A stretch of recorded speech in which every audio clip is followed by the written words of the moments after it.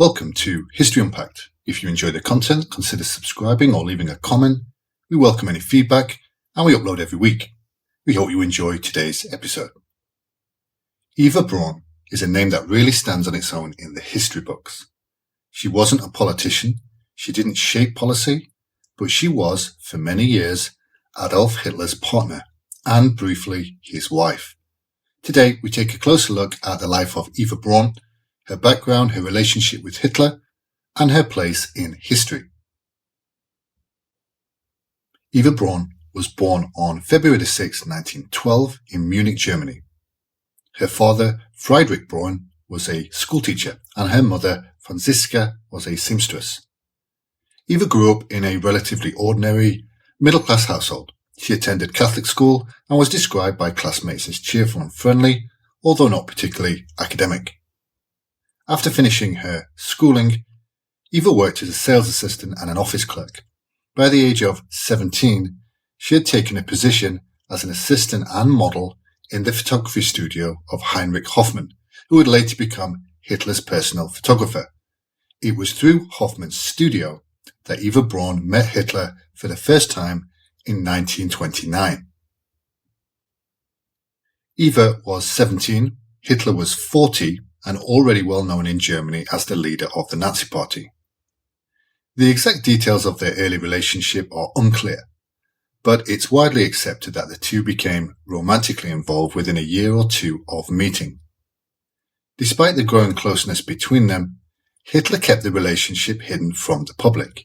He believed that projecting an image of total dedication to Germany, unencumbered by family or romance, was politically advantageous. For Eva, this meant a life lived mostly out of sight. She had no official role in the Nazi Party and did not attend public functions and was rarely seen in photographs with Hitler. For many years, even members of Hitler's inner circle knew little about her personal relationship with him. Eva Braun spent much of her adult life in a unique and isolating position. She had access to power, wealth, and privilege, but few of the responsibilities or recognition that came with it. She lived for long periods at the Berghof, Hitler's private retreat in the Bavarian Alps, where she enjoyed photography, kept pets, and spent time with a small circle of companions. During this time, she took many colour photographs and home movies, some of the only informal images of Hitler and his inner circle, though she rarely appeared in official images herself. Her relationship with Hitler was marked by distance and secrecy. According to accounts from those who knew them, their interactions were generally formal in public, but she was allowed more personal intimacy in private settings. There were periods of strain.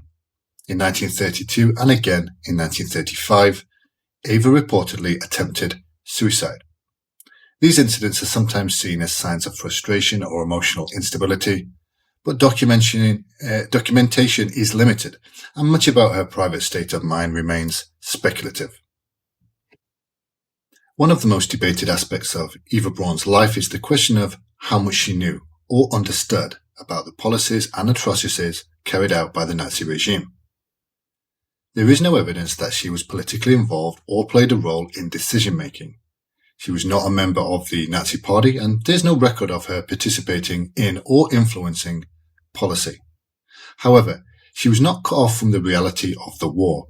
She was close to Hitler during the most destructive years of the conflict. She socialized with high-ranking Nazi officials. She lived in comfort, while others across Europe experienced persecution, war, and genocide. Whether this was willful ignorance, passive acceptance, or something else is still debated. Some scholars view her as a largely apolitical individual who chose to ignore the wider implications of her situation. Others argue that remaining silent and loyal in such circumstances carries a form of moral complicity, even if she wasn't directly responsible. What is clear is that Eva Braun enjoyed the benefits of her association with Hitler while taking no public stance on the direction Germany was heading. As the war turned against Germany, Hitler's world began to collapse. By April 1945, Soviet forces were closing in on Berlin. Despite the danger, Eva chose to travel to Berlin and join Hitler in the Führerbunker, the underground complex beneath the Reich Chancellery. She was not forced to go and could have left, but insisted on remaining by his side. On April 29, 1945, in a brief civil ceremony inside the bunker, Eva Braun and Adolf Hitler were married. It was the first time their relationship was formally recognized. She was 33, he was 56. Less than 40 hours later, on April 30th, both took their own lives. Eva is believed to have died by ingesting cyanide. Hitler shot himself shortly after. Their bodies were carried outside, doused with petrol, and burned by members of the bunker staff, following Hitler's instructions. Eva Braun had remained loyal to Hitler until the very end.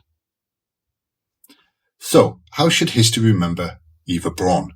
She wasn't a policymaker, she wasn't a public figure, but she was deeply connected to one of history's most infamous individuals. Her life was shaped by her choice to be close to Adolf Hitler.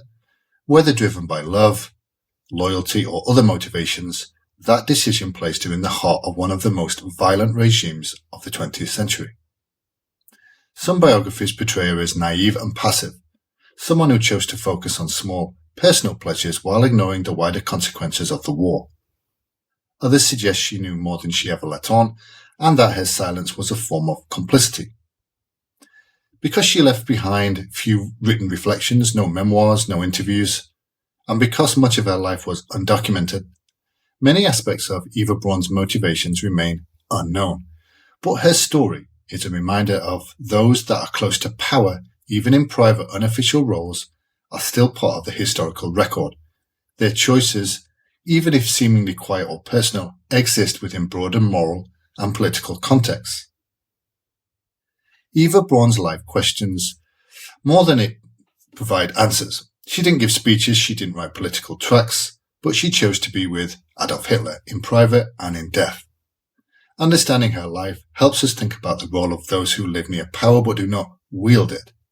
History isn't only made by the figures in uniform or behind podiums. Sometimes it's shaped in quieter spaces behind closed doors and beyond public view.